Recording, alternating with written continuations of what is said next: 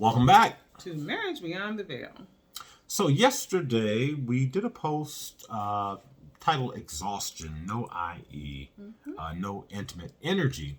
And, we talked about how as a couple, as you get older, responsibilities and obligations tend to increase.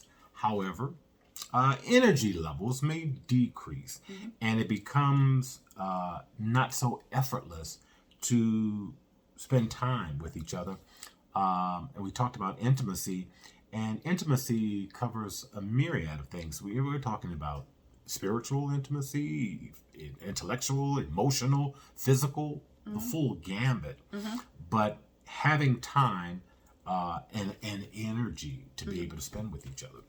Yeah, and it's a struggle. I mean, and I honestly can say sometimes I can get wrapped up because I'm a busybody. I mean, I like to run around and do a million little things, and I have projects in my head. And because my commute is really long, a lot of times when I get home, I really need to be on the down and not on the up.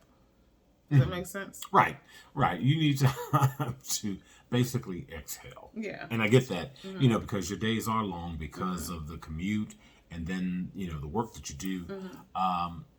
With that said, though, because like we addressed in yesterday's post, our lives have been such with our schedules and obligations where we've constantly been like running and going and oftentimes in different directions.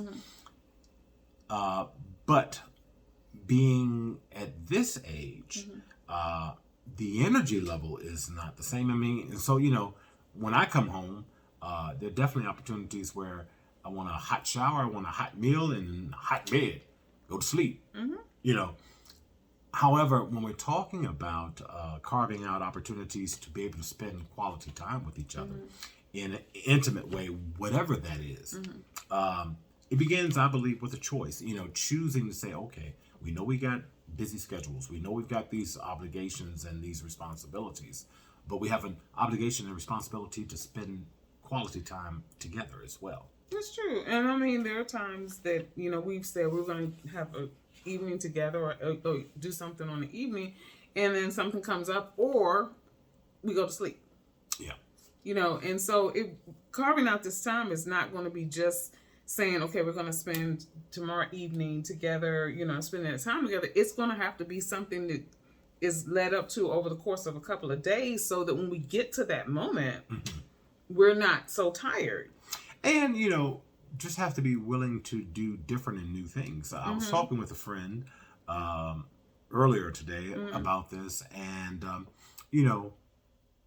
one of the things is getting out of the familiar surroundings. Yeah, I agree. Because like when you're home, you've got all kinds of projects and things that you're looking around. You say, "Oh, I need to do this. I need to take care of that." Or your family. You've got parents, you've got siblings, you've got children, people calling and demanding stuff.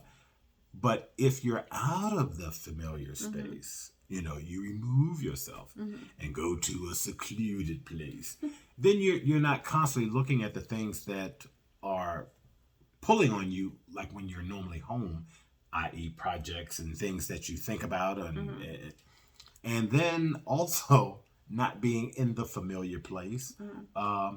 Others may or may not know how to get you, but you're not easily accessible. Right. And I think when you're out of your familiar, you're more likely to focus in on the person that you're with. Being fully present. Being fully present. And that's one of the things that I think is a key takeaway.